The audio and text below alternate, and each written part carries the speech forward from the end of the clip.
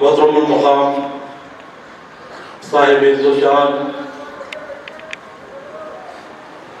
غوث اعظم کا فیضان حضرت العلامہ حافظ قرآن سید شاہ رضوان پاشا صاحب قبلہ لاہوری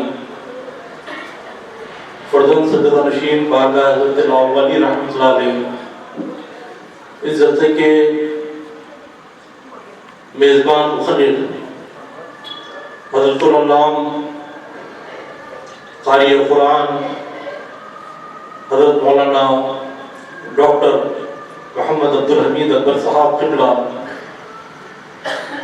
اور یہاں پر تشریف فرما مشائخین عظام، علماء ذیشان اور معزز سامعین و برادران طریقت،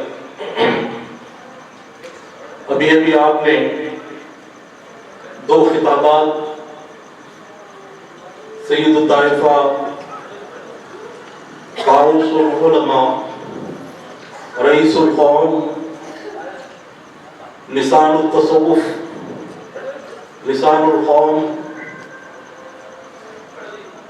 امام العارفین تاج العارفین حضرت سیدنا جنید بغدادی رحمۃ اللہ علیہ کی ذات اقدس کے تعلق سے آپ کے حیات طیبہ کے مختلف گوشوں کو بڑی اچھے انداز میں محسوس یہ ہو رہا تھا کہ بات زبان سے نکل رہی ہے اور دلوں میں اتر رہی ہے، اور حضرت جنید بغدادی کا فیض اس محفل پر جاری و ساری نظر آ رہا تھا۔ میں بالکل اختصار سے کچھ باتیں عرض کر کے اپنی بات ختم کروں گا۔ جیسا کہ آپ نے سنا، حضرت جنید بغدادی کی ذات پر ہم اور آپ کیا گفتگو کریں گے۔ حضرت جنید بغدادی کی ذات پر محی الدین ابن عربی رحمۃ اللہ علیہ نے گفتگو فرمائی ہے۔ حضرت جنید بغدادی کی ذات پر داتا دلبخش علی حجویری رحمۃ اللہ علیہ نے گفتگو فرمائی ہے۔ حضرت جنید بغدادی کی ذات پر ابو نصر سراج طوسی رحمۃ اللہ علیہ نے گفتگو فرمائی ہے۔ حضرت جنید بغدادی کی ذات پر خواجہ ابو الخیر جنید رحمۃ اللہ علیہ نے گفتگو فرمائی ہے۔ حضرت جنید بغدادی کی ذات پر پیران پیر روشن ضمیر میرا محی الدین عبدالقادر جیلانی رحمۃ اللہ علیہ نے گفتگو فرمائی ہے۔ تمام اکابرین کی، جیسا کہ پروفیسر عبدالحمید اکبر صاحب کی خطاب میں آپ نے سنا کہ تمام اکابرین کے امہات کتب میں ہر باب میں حضرت جنید کے قول کے بغیر وہ باب پائے تکمیل کو نہیں پہنچتا، کیونکہ تصوف اسلام کی روح ہے، ایمان کی جان ہے۔ تصوف ہو تو اسلام ہے، تصوف ہو تو ایمان ہے، تو لہذا روح ایمان کا نام تصوف ہے، جان ایمان کا نام تصوف ہے، نور ایمان کا نام تصوف ہے۔ اس روح ایمان کے امام کا نام حضرت جنید بغدادی۔ تو لہذا تیسری صدی ہجری پر کوئی ذات محیط ہے، حاوی ہے، اپنے روحانیت سے، اپنے علم سے، اپنے اسرار و رموز سے، وہ ذات حضرت جنید بغدادی رحمۃ اللہ علیہ کی ذات اقدس ہے۔ جس طرح سرکار دو جہاں صلی اللہ علیہ وسلم نے تدوین فقہ کے لیے امام اعظم ابو حنیفہ رحمۃ اللہ علیہ کی ذات کو انتخاب فرمایا ہے، اسی طرح تصوف کی تدوین کے لیے، تصوف کو جو سلوک کی سالک کے لیے جو مدارج، جو مقامات، جو سلوک کی راہ پر گامزن جو سالک ہوا کرتا ہے، جتنے بھی مدارج، جتنے بھی مقامات سے ملتے ہیں، ادا ہوتے ہیں، ان سب کو نام دینا، ان سب کی تدوین کرنا اس کی ذمہ حضرت جنید بغدادی کو دی گئی. تدوین تصوف کی ذمہ داری حضرت جنید بغدادی رحمۃ اللہ علیہ کو عطا کی گئی. تو لہذا حضرت جنید بغدادی رحمۃ اللہ علیہ کو اسی لیے فرید الدین عطار رحمۃ اللہ علیہ نے ارشاد فرمایا کہ آپ لسان التصوف ہیں، تصوف کی زبان ہے حضرت جنید. حضرت حلیت الاولیاء کے مصنف بیان فرماتے ہیں حضرت جنید بغدادی رحمۃ اللہ علیہ کی ذات ایسی ذات ہے کہ انہوں نے امت محمدی صلی اللہ علیہ وسلم کو، اسلام کو قرآن و حدیث سے مربوط کر کر اور دلائل و براہین سے مبسوط کر کر اسلام کو عطا فرمانے والی ذات حضرت جنید بغدادی کی ذات ہے.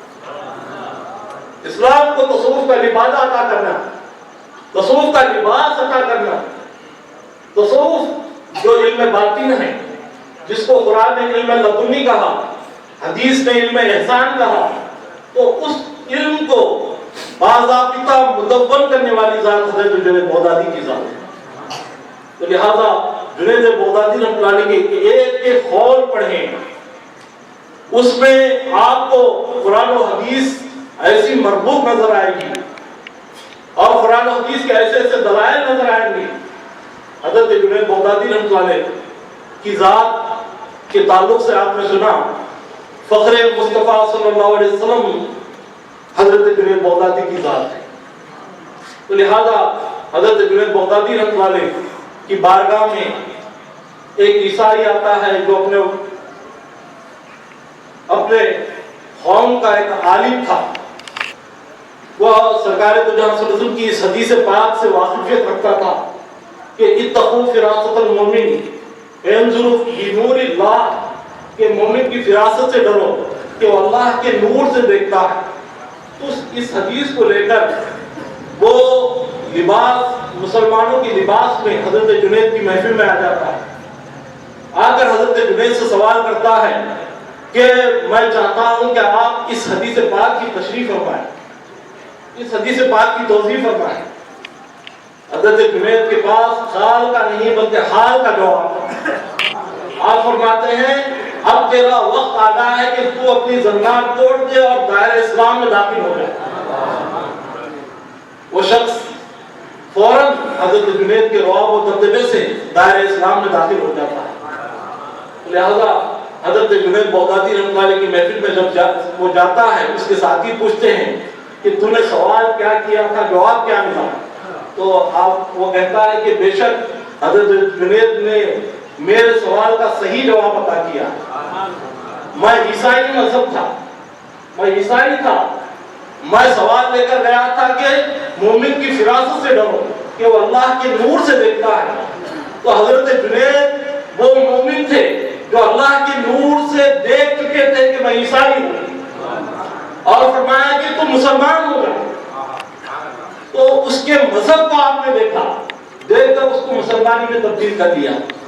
حضرت جنید بغدادی رحمۃ اللہ علیہ کا مثال با کمال ہو کر آج سے تقریباً 1114 سال گزر چکے ہیں.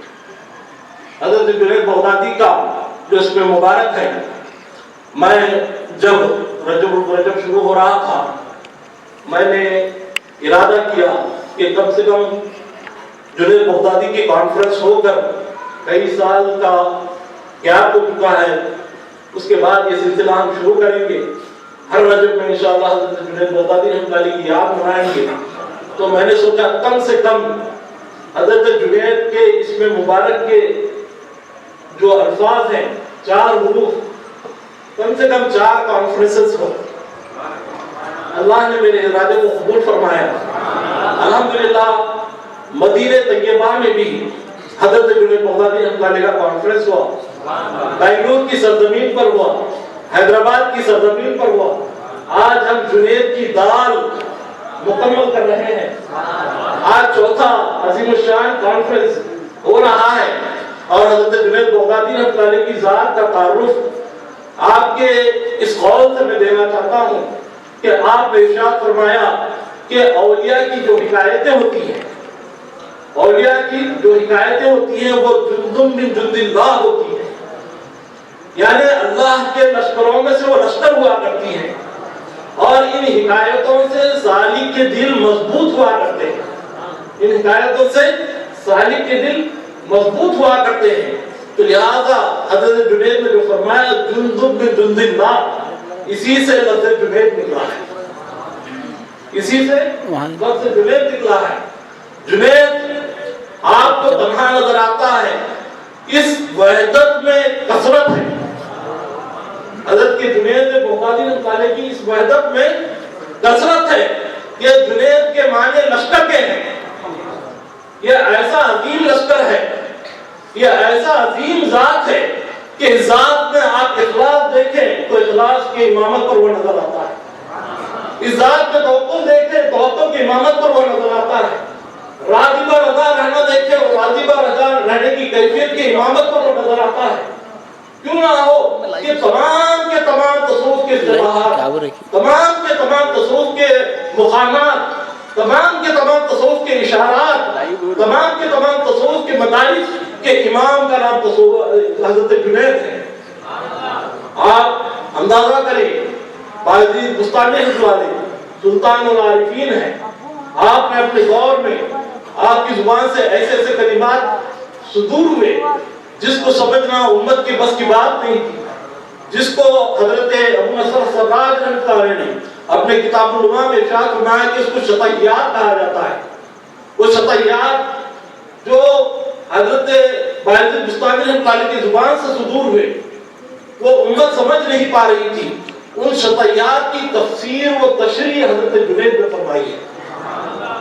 تو لہذا حضرت جنید کی کتاب ہے شطیات باعزید نام کی، اس کا ذکر حضرت ابو نصر سراج نے اپنی کتاب میں فرمایا کہ کئی شطیات کی تشریح توضیح، جیسا کہ حضرت باعزید نے فرمایا کہ سبحانی ما اعظم شانی، کہ میری شان سب سے عظیم ہے، سب سے بلند ہے۔ اس شطیات کی تشریح و توضیح حضرت جنید نے فرمائی ہے۔ بہرحال حضرت جنید بغدادی رحمۃ اللہ علیہ ایسی ذات ہے جو اعمال کے باطن تک ان کی رسائی ہوا تھی۔ میرے پیر مرشد میرے والد گرامی ہمیشہ کہا کرتے تھے کہ شریعت پر چلنا ہی طریقت ہے، شریعت پر کاربند رہنا ہی طریقت ہے۔ تو اسی لحاظ سے حضرت جنید بغدادی رحمۃ اللہ علیہ کا مقام بھی یہی ہے کہ حضرت جنید کی ذات سے ہی فیض حاصل کر کے آپ نے کہا کہ فرمایا ہے کہ شریعت پر چلنا ہی طریقت ہے۔ حضرت جنید اس لیے فرماتے ہیں کہ ہمیشہ ہمارے ایک ہاتھ میں قرآن ہوتا ہے، ایک ہاتھ میں حدیث ہوتی ہے، لہذا ہم ہمیشہ قرآن و حدیث سے مربوط و مضبوط گفتگو کرتے ہیں۔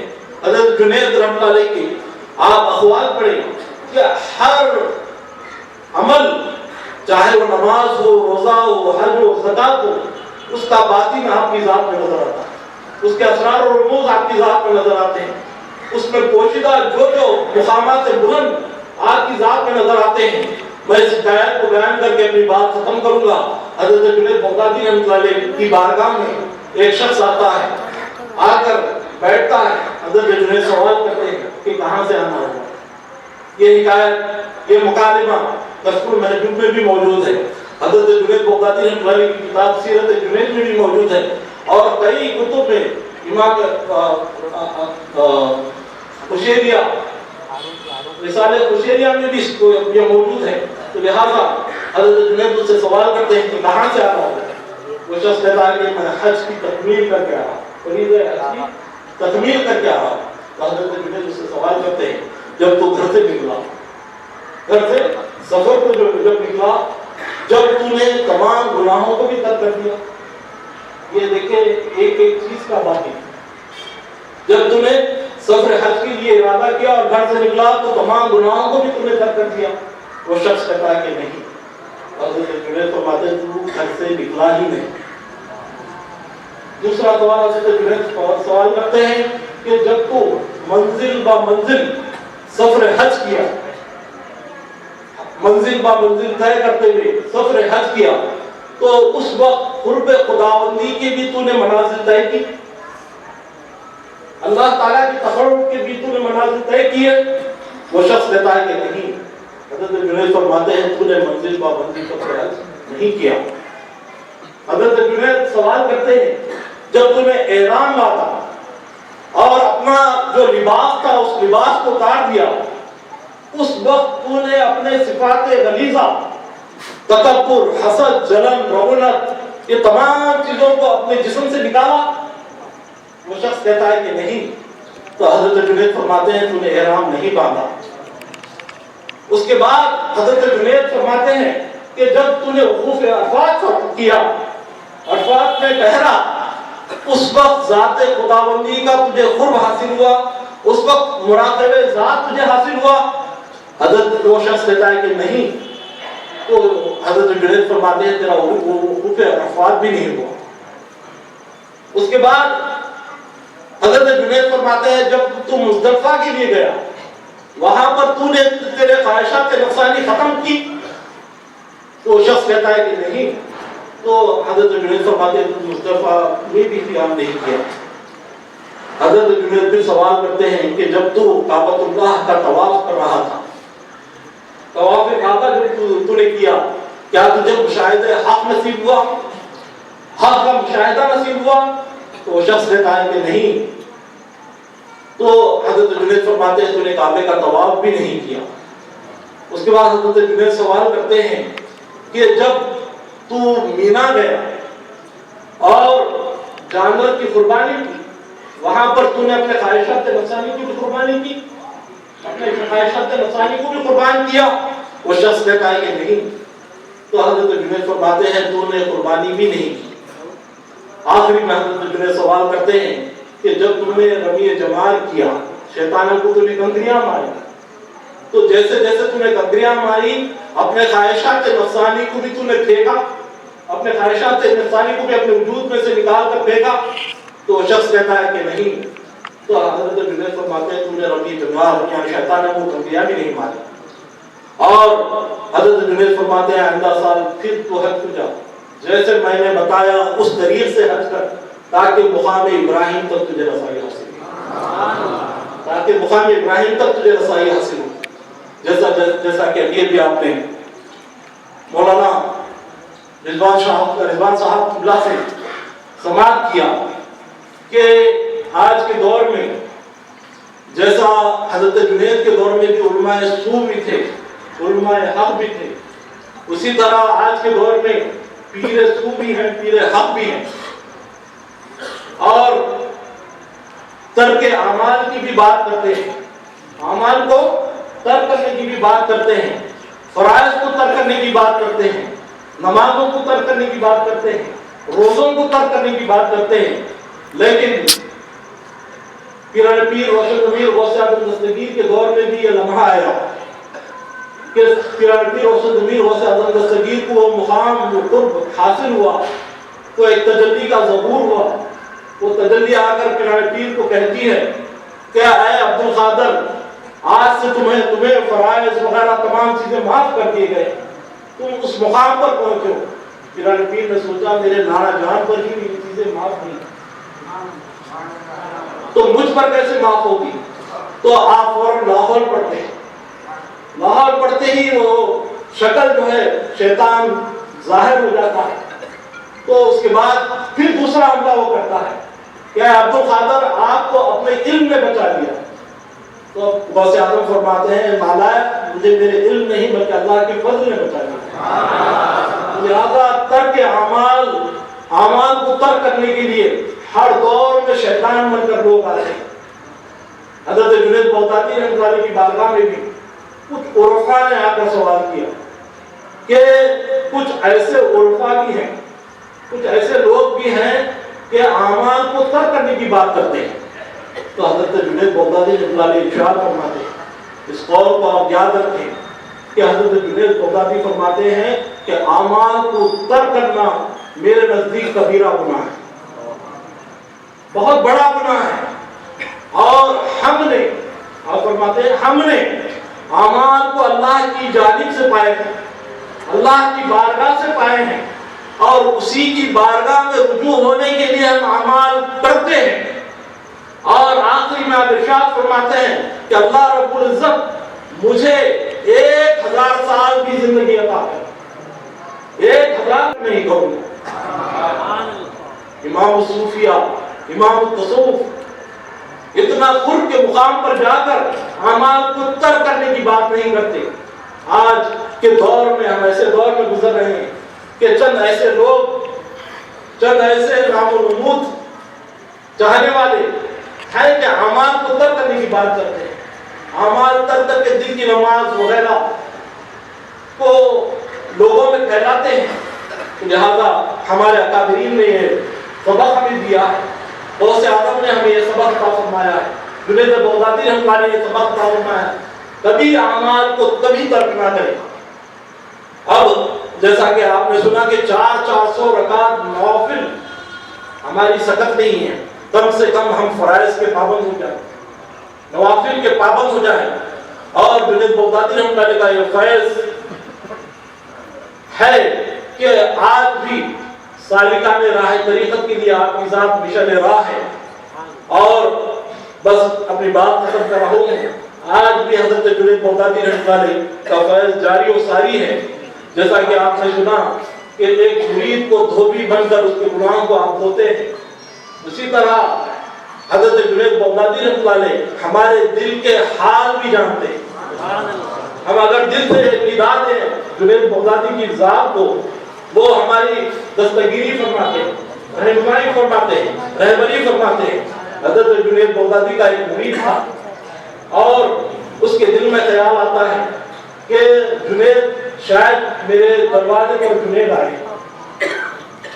वो सोचता है कि मेरे पास क्यों आएंगे, हज़रत जुनैद की ज़ात बड़ी ज़ात है, वो मेरे पास मेरे दरवाजे पर क्यों आएंगे, खामोश हो जाता है। फिर उसके दिल में ख्याल आता है कि शायद मेरे दरवाजे पर जुनैद आए। दूसरी मर्तबा उसके दिल पर दस्तक होती है, दिल में ख्याल पैदा होता है, फिर वही सोचकर खामोश हो जाता है, जुनैद जैसी ज़ात मेरे दरवाजे पर क्यों आएगी। तीसरी मर्तबा यही ख्याल आता है तो सोचता है जाके देख क्यों ना। जब जाकर दरवाजा खोलता है जुनैद मौजूद है और फरमाते हैं कि ऐ मेरे मुरीद, पहली मर्तबा जब तेरे दिल में ख्याल आया आकर दरवाजा क्यों नहीं खोला। हज़रत जुनैद अपने मुरीद के ख्यालात को देख रहे हैं। तो लिहाजा आज भी हज़रत जुनैद की नज़र हमारे ख्यालात पर है, हमारे एहसासात पर है।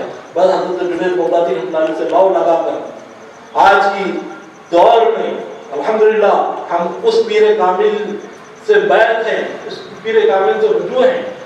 मैं जैसा कि आपने सुना कि इशारतन वो 3री सदी के जुनैद बगदादी थे, वो हमारे पीर कामिल इस सदी के सानी जुनैद बगदादी का फैज़ है।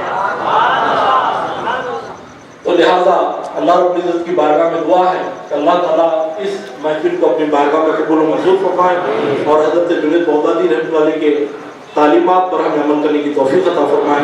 आमीन बिजाह सय्यदुल मुरसलीन सल्लल्लाहु अलैहि वसल्लम।